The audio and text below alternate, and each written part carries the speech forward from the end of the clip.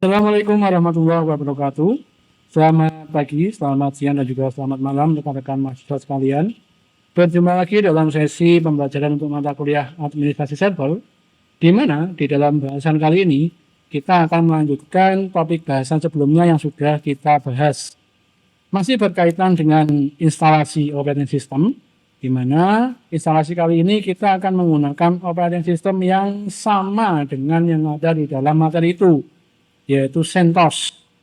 Namun untuk versinya kita sesuaikan dengan versi yang lebih baru daripada versi yang ada di dalam materi itu, yaitu kita akan menggunakan CentOS Stream 9. CentOS Stream 9 sendiri merupakan CentOS version yang hingga saat ini dia masih didukung oleh layanan repository dari CentOS.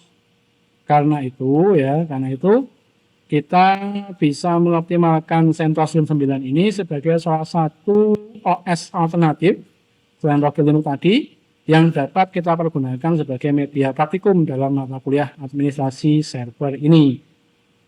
Oke, tidak usah berlama-lama dulu. Sebagaimana biasanya saya kembali lagi ke Proxmox yang sudah setia menemani untuk melakukan instalisasi operating system ini. Sebagaimana biasanya di Proxmox kita akan membuat namanya virtual machine terlebih dahulu ya. Di sini untuk VM ID-nya saya beri 70. 170 dengan nama CentOS 9. Ini. Next, ISO-nya saya pilih CentOS Stream 9 ya. Memang sengaja saya pilih CentOS Stream 9 yang boot karena kebutuhan kita nanti berkaitan dengan yang bootingnya belum ke banyak package atau library yang lainnya. Library yang lainnya nanti kita bisa opsional instalasi menggunakan terminal di dalam CentOS ini. ISO-nya CentOS 9, versi kenalnya tetap sama. Kemudian di sistemnya untuk graphic card-nya biasa saya pilih virtual GPU, kemudian untuk QEMU-nya saya tentang. Selanjutnya di bagian disk-nya ukurannya saya pilih 50 GB di sini. Bus device-nya saya menggunakan VirtualBox ya, VirtualBox. Kemudian next lagi di GPU-nya saya pilih 2 core dengan tipe host. Dengan tipe host, 2 core dengan tipe host. Sedangkan RAM-nya saya pilih sebesar 3 GB seperti itu. Bagian network tidak saya rubah karena saya butuh nanti untuk memperoleh networknya. Dan terakhir adalah dilakukan pengecekan terkait dengan konfigurasi yang sudah dibuat tadi. Kalau dirasa sudah yakin, sudah oke, tinggal kita centang saja start after create-nya dan kita finish. VM-nya sudah terbuat di sini, VM 1070 ya. 1070. CentOS 09. Dia sudah running, kita masuk ke konsolnya. Biasa, konsol non VC-nya. Ya. Kita coba lakukan instalasi dulu ya. Instalasi di sini. CentOS-nya. Versi Stream 9 sendiri merupakan versi yang rilis sekitar tahun 2020 ke bawah ya. Dimana dukungan repositorinya masih bisa kita gunakan sampai sekarang, sedangkan yang CentOS versi 7 itu sudah berakhir di tahun kemarin untuk dukungan repositorinya.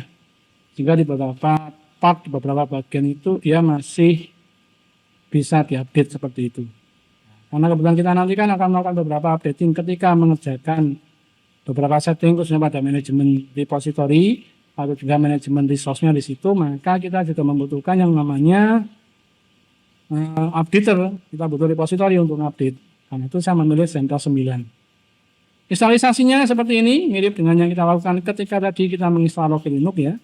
Tampilannya mirip-mirip. Ini munculnya CentOS 9. Ya. Kita continue saja karena kita tidak merubah keyboardnya ya. Terus di sini ada beberapa hal yang perlu kita cermati selain kita tadi mencermati ketika di Rocky Linux. Yang pasti adalah yang pertama installation destination. Ini untuk mendeteksi letak HDD-nya. Ini tinggal kalian klik aja, centangnya hilang. Kemudian klik lagi, centangnya muncul, baru di down. Maka dia akan mencari sendiri tempat instalasinya. Terus kemudian terkait dengan ini networknya, karena yang kita gunakan adalah masih baud ISO ya, baud ISO yang ukurannya kecil, kita download sekitar 2 giga atau 1,5 giga seperti itu, maka kita butuh koneksi internet karena dia nanti akan mendownload beberapa package dari repository mirrornya ya kan, yang akan digunakan untuk proses instalasi ini. Sehingga pastikan jaringan yang kalian gunakan di sini itu sudah terkoneksi dengan internet seperti itu. Oke, kalau kita sudah cek pastikan bahwa jaringan ini terkoneksi dengan internet di situ ya, seperti dengan internet, maka kita tinggal down saja seperti ini dan masuk ke bagian installation source. Di installation source ini ya kita perlu melakukan setting beberapa poin khususnya pada poin-poin yang berkaitan dengan ini repository URL. Sebenarnya kalau kita pakai auto detect bisa, tapi auto detect terkadang dia tidak bisa mengenali URL yang tepat di situ. Akhirnya ketika dia mau melakukan proses installation, ketika download package-nya dia tidak bisa melakukannya. Kalau kita pakai on the network ini ya, kita tinggal pilih saja di sini ada macam-macam protokol yang bisa digunakan. Saya menggunakan protokol HTTPS karena saya mau mengambil langsung dari webnya CentOS seperti itu. Untuk linknya sendiri, linknya kita masukkan di sini, alamatnya adalah yang ini. Saya tunjukkan dulu. Alamatnya yang ini, ya. Kita menggunakan alamat ini ya.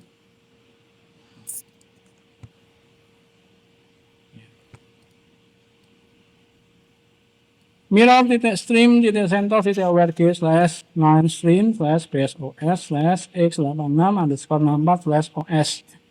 Ini merupakan link repository yang kita pergunakan. Nah, karena di dalam proses tidak bisa melakukan proses download, proses copy paste, jadi kita tuliskan saja langsung di sini. HTTPS-nya sudah ada di sini. HTTPS sudah ada, tinggal kita tuliskan aja mirror stream centos.org/9 stream base OS, BTOS berarti dia full OS-nya x86_64/OS. 86/64 berarti dia bisa digunakan untuk 32 bit dan juga 64 bit seperti itu. Ya. Kita pastikan sudah sesuai, sudah benar seperti ini, pas dengan linknya tadi, tinggal kita down saja. Maka dia akan mendeteksi sendiri apakah sudah masuk atau belum, atau bisa tidak melakukan downloading package metadata pada link yang kita berikan tadi, seperti itu. Sambil menunggu statusnya ini selesai, kita bisa atur dulu root passwordnya. Sini saya masukkan passwordnya untuk root ya. Rootnya jadi nanti berbeda. Ada password untuk root dan ada password untuk usernya seperti itu. Down ini. Oke, dia masih mendownload ya. Kalau sudah muncul seperti ini ya, berarti dia repositorinya sudah dikenali oleh CentOS-nya. Tapi kita perlu melakukan konfigurasi terkait dengan basic apa atau software apa saja yang kita masukkan dalam instalasinya ini. Ini keuntungan kalau kita pakai model baud ISO-nya tadi. Kita bisa milih di sini.